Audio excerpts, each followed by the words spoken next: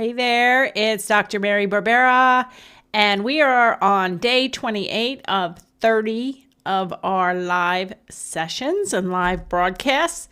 So today we are talking all about siblings. We're going to talk about the rate in siblings of autism. If you have one child, what is the rate of having a second child? We're going to talk about families with multiple kids with autism, and we're going to talk about the relationships of siblings in the autism world. Okay, let me go get our other friends and we will get started in just a moment. If you are here, I would love it if you would leave me a comment and let me know where you are viewing from. I am Dr. Mary Barbera. We are on day 28 of 30. On Tuesday, my new book, Turn Autism Around, an action guide for parents of young children with early signs of autism, with the foreword by Temple Grandin, endorsed by multiple people in the field, both parents, professionals, thought leaders. On Tuesday, March 30th, it will be available. So it's been available for pre-order for quite a long time, a couple of months we've been pushing. We have a book launch team that with over 750 very eager parents and professionals who've already read the first 3 chapters, many cases. One woman said it's going to be the Autism Bible. It's going to be really a big help for families. So today I thought, I don't have a lot of time. I actually have plans in about 15 minutes. So this is going to be a quickie. And we're going to talk about siblings. And we're going to talk about, if you're joining us, let me know you're here. We have Rhea. She's been on the podcast actually twice from Maryland. We have Lily Daisy here from Australia. Aisha is here from Saudi Arabia. Those two have been very consistent with showing up for my live. So I appreciate you. Another Australian, can't wait to receive this book in the mail. Somebody from New Zealand got the book delivered like last week, which was kind of excited and kind of weird. Also, somebody from South Korea got it early. So hopefully you'll get it either on the 30th or the 1st of April or something like that. Rhea said, just recommended your book to a coworker. So even if you've ordered, if you're a big fan, if you've come all the time, if you can on your Facebook wall or wherever you are, if you can just put turnautismaround.com, get the new book, that would be helpful. We want to get this into as many hands as possible. So today we are talking all about siblings. So Solus said, I can't wait to buy it. Where can I get it? You can go into a local bookstore and see if they have it, buy it. You can go on Amazon. You can, if you're outside of the United States, you can look, search Turn Autism Around book, Saudi Arabia, see what pops up. Or you can go to turnautismaround.com and there's an international order button. You'll be able to get it there. You can get it at barnesandnoble.com, Books A Million, Indigo Books. If you're in Canada, you can probably get it at Canada, Amazon. So really, it's going to be everywhere you buy books. Okay, so let us talk about siblings. Amy's here. Amy McFarlane is a good friend of mine, and we met online in probably 1999 when my son Lucas was diagnosed, and Amy's son, also named Lucas, was also diagnosed around the same time, and we met on a list, and she was looking into ABA versus just like eclectic type therapy, and that's just like a little OT, a little speech, a little whatever. And we chatted on the phone and she started ABA program, Applied Behavior Analysis program. And then her son, Lucas, graduated from college. And then Amy and I both ran into each other. And here we had both independently become board certified behavior analysts specializing in the verbal behavior approach. So we have been kind of soul sisters. We've met in person a number of times, and I miss you. And Heather's here from Canada. She's joined my online courses, probably the first cohort. She's been with us for a very long time. Damika's here. Yeah, so Amy actually was a part of my article that I've mentioned a few times on the live cast. I mentioned this article I wrote back in 2007. It's called The Experiences of Autism Mothers Who Become Behavior Analysts. And Amy was a part of that study. So you can search for that. You can find it. It's still readily available on my site. So Amy, we need to catch up, but this book is really going to change the way autism is detected and treated around the world. That's my goal. Dolores is here. She's a grandma, and she's part of my online community as well. Okay, so I thought, since I didn't have a lot of time, I didn't really prep very much for today's live, I would talk about siblings. And there's a couple things about siblings that we should talk about. For those of you that know me and my story, I fell into the whole autism world in the late 1990s. I had 2 kids back to back, Lucas and then Spencer, about 18 months later. It was when Spencer was 2 months old and Lucas was 21 months old when my husband first mentioned the possibility that Lucas might have autism.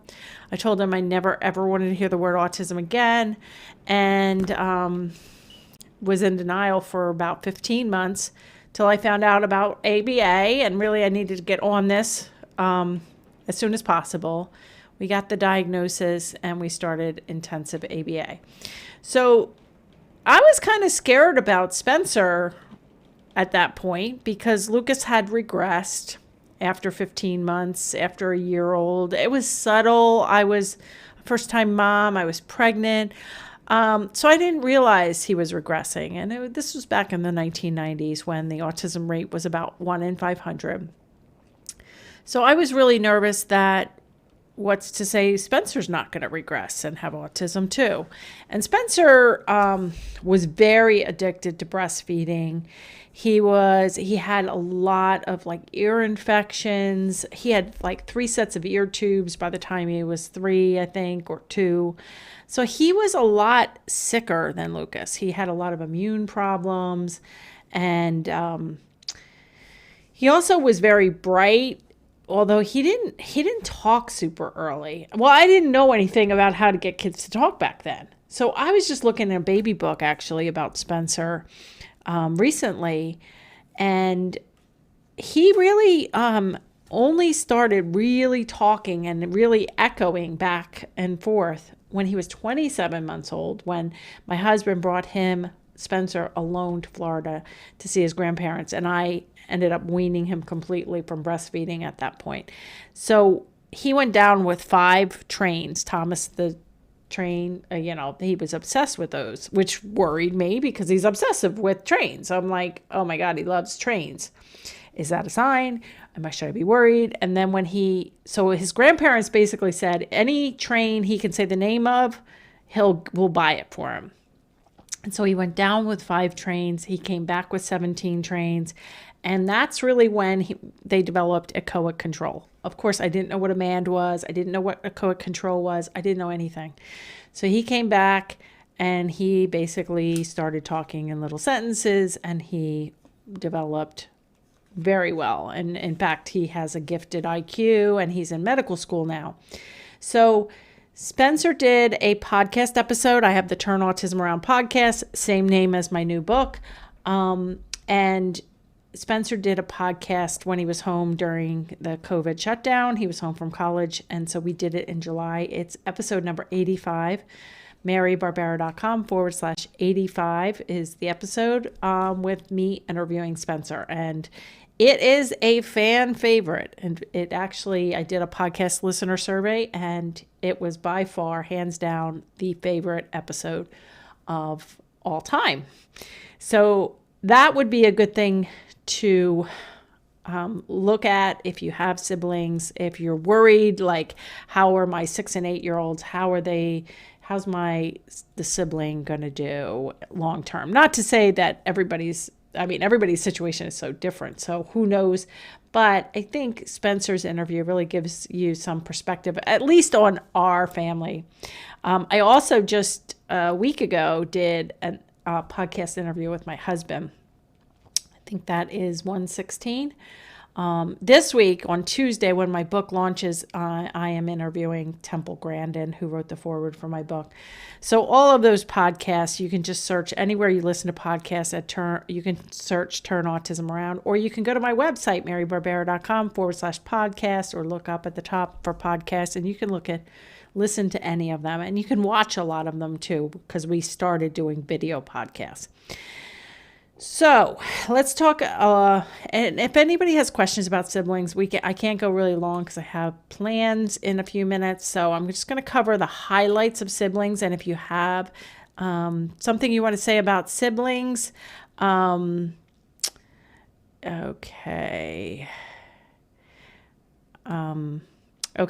So if you have a question about siblings, let me know in the comments. Okay, so in my book, in chapter 1 on page 15, I talk about siblings, twins, and medical issues. And I say you may be reading this book because you already have one child with autism and you're concerned about delays or possible signs of autism in their younger siblings. Studies show that siblings have a 16% to 36% chance of having autism.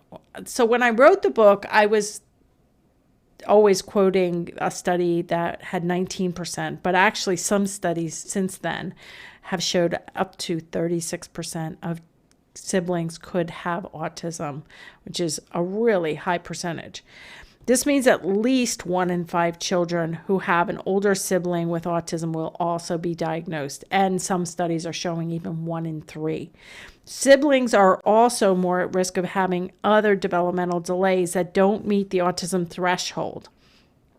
Dr. Ami Klin is calling this sub-threshold autism.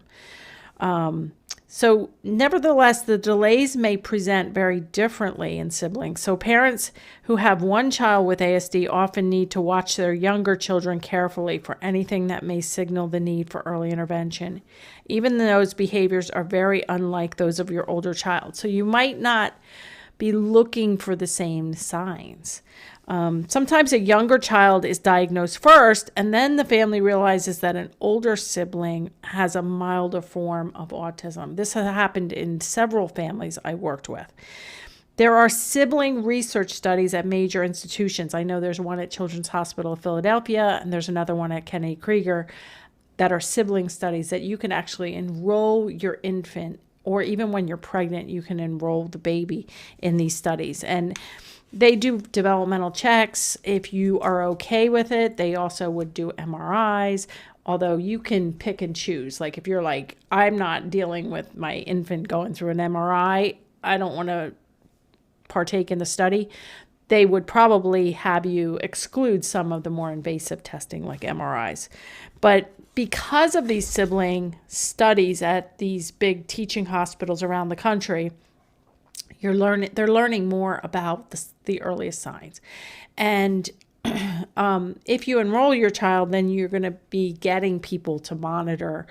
But in my book, I really empower parents to monitor, so you should monitor together. I've also worked in many families in which more than one child received a diagnosis. I worked with one family that had 3 children with the diagnosis, although the signs and symptoms appeared very differently. The middle child, Jeremy, had the most significant needs. When I started working with him at the age of 4, his IQ was below 70, and he was officially diagnosed with an intellectual disability in addition to autism. After using my approach for a year, Jeremy's IQ went up by 30 points, and he was no longer intellectually disabled. And in that same year, he became fully conversational and is now in traditional high school, has friends, is a star athlete, and is on track for college. His 2 siblings also did very well, and autism is no longer their primary diagnosis for any of them. I just interviewed somebody for the podcast that's going to come out a couple weeks from now. Her name is Jennifer, and she has 4 adults who have all been diagnosed at some point in their lives with autism, and all 4 of them are fully functioning, fully conversational, and doing very well.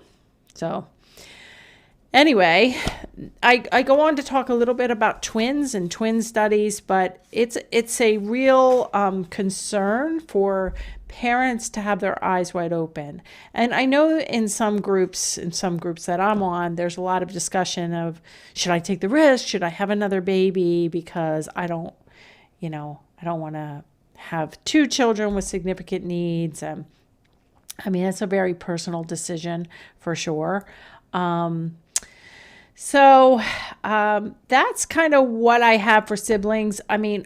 In this book, I talk about the second chapter is it autism, ADHD, or just a speech delay, with all the signs that I've covered in a previous live. I talk about safety. I talk about assessment, planning, making sure your goals are right, teaching you how to interact with early intervention professionals, reducing tantrums is a whole chapter, 2 chapters on talking, 1 on eating, 1 on potty training, 1 on sleeping, 1 on going to the doctor's, dentist, haircuts without a fuss. It really will be a true action guide for parents of kids with signs of autism, or for older kids who are still functioning at a lower level and or having problems in any of these areas. Donna has sent me a PM. Her son is in Kenny Krieger for a 3-week intensive program. I need help on how to stop his aggression and self-injurious behaviors. Well, Donna, I actually can't, contacting me through Messenger is not really something that I can keep up with, especially because you're probably not my Facebook friend. So, and I don't see patients like that. I don't see clients like that. I would really recommend, Donna, that you read my book, take my online courses, which really go over a lot of sharing videos and, but if your child is having obviously severe aggression, you can learn what I would recommend, but obviously with severe aggression and that sort of thing, it's like all this live, all of my answers, everything in this book, everything in my online courses is for informational purposes only, because as you, I'm sure, are well aware, it's very tricky to teach kids and to reduce problem behaviors that can be life-threatening. So definitely my information would be helpful, but in terms of like reaching out to me individually, it's probably not something I can get involved with. But you can email me through my website, info@marybarbera.com. Canada is well represented today. Yes, Canada is well represented always. In my online courses especially, we have a lot of Canadians. And Kelsey, our community manager, has been with us for years, and she is from Canada as well. Aisha said, really, we are proud of you and Amy. Aw, thanks. Hopefully Amy's here to hear this. It is interesting because, I almost want to do a podcast on like the tale of 2 Lucases, and the tale of 2 moms who really were all in and learned themselves how to help others. It is quite a story. There's actually more to the story than just that, but it is funny. Zuel said, it's amazing. Can't wait for the book. Can't wait for you to have it too. That's a good question. Zuel said, did Lucas have aggressive behaviors against his brothers? I do have 4 kids, 3 of them on the spectrum. He has at points, Lucas has had aggression towards Spencer. It has not been a lot. And Lucas isn't aggressive towards anybody, knock on wood, anymore for years. But there were times when Lucas was 14 and Spencer was 12, and Lucas was a big kid and Spencer didn't go through his growth spurt yet. And it was kind of scary. And if Lucas got aggressive, I would tell Spencer to go in his room and lock the door. And that's scary. So now Spencer's taller than Lucas. Lucas lost 45 pounds during COVID year. And Lucas isn't aggressive anymore. So all those things combined. But yeah, you have to really, a lot of families struggle with that on a daily basis. So it's much, much more severe. I have an 11-year-old girl and a 4-year-old boy with ASD, and he can be quite aggressive towards her. Some of my daughter's friends are scared of him because of this. Yeah. And you absolutely, anybody with aggression in their lives from anybody needs this book, because it really can be turned around in most cases. After getting the book, do I still have to take the online course? I would recommend it. I mean, this is not just like learning the guitar. This is important. It's, everything is outlined in the book, but you probably are going to need to see videos. You're going to need more instruction, and you're going to need community support, because what happens when the child throws Potato Head, and you can't just keep going, because now Potato Head needs to be repaired. And that's a lot what's going on in our online community. We're helping people kind of break things down. Okay, take some deep breaths, like Michelle, who's in 3 chapters with her daughter Elena. She joined during COVID, and we have her daughter learning her first words, learning to talk, putting phrases together. So she's in both the talking chapters. Then all of a sudden, a couple months later, as I'm writing the book, Michelle posts and said, all of a sudden, Elena wants nothing to do with getting a bath, and she's screaming. What should she do? And so, we as a community are like, okay, I'm not in there every day answering all day long, but Kelsey is a lot answering, and other parents and professionals. So I said, usually when somebody freaks out about something like a bathtub, it's usually because somebody held them down for something, like an ear check. Just by chance, was she held down for something? And Michelle said, yes, she was held down for an MRI. Just last week. And that's when it started. She didn't think that would carry over to the bathtub at home. And so we step by step helped her to kind of break down the task and to say, okay, first you're going to have her play in the bathtub with no water with her clothes on. Then, after she tolerates that, then she could stand outside the bathtub with water in it, playing like that. Then she could, and we're not able to give you exactly the steps, but here's some ideas of how you can repair the bathtub. Buy new tubby toys, make it fun, have her pour things. And then sure enough, a week later, she's like, okay, all better. She's now saying more tubby time. And we're like, whoa. And so I was writing my chapter on how to deal with doctors, dentists, and haircuts, which bathtub desensitization is part of that. Nail cutting, eye drop, and, anything. So I asked her exactly what she did, and those steps are in the book. So, yeah, you can repair anything. And a lot of times, Amy says, let's do it. Let's do the Tale of Two Lucases. All right, Amy, I'm putting you on the calendar. I'll be in touch. Yeah, so break things down, and you can turn anything around. Somebody said to me, some marketer said, be careful not to put everything in the book, because you want people to, buy your online course and stuff. I'm like, if somebody in Zimbabwe can get this book, or somebody in, Arizona can get this book, and they can do it on their own without needing to ever buy anything from me again, I want to give it to them. Like, there are plenty of people, like, I put everything in my book that I could possibly think of.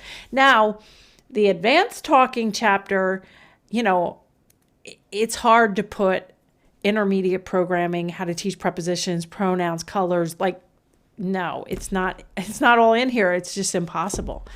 But in my intermediate learner course, it's all in there. And so it's just been a journey. So like, you can only get so much in a book like this. And trust me, it is meaty. There's probably 1,000 different strategies in this book that could literally save a child's life. I mean, the safety chapter alone can literally save lives.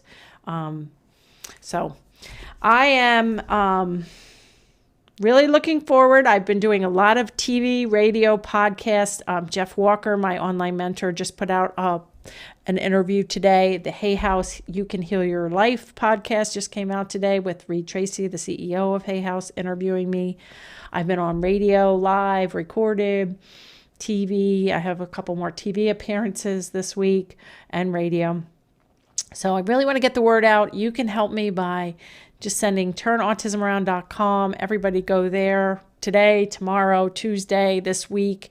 We want to push this week, try to get on some bestseller lists. We're already #1 best-selling new release in 5 different categories on Amazon. So I'm good. My first book has been a bestseller on Amazon too. I'm not looking for, notoriety here. I'm just looking to get this book out to the people who need it. All right. I said this was going to be short. Thanks for the information about your book, my dear. I'm waiting for your book. And thank you for all your help and information, and hope you all are well. All right.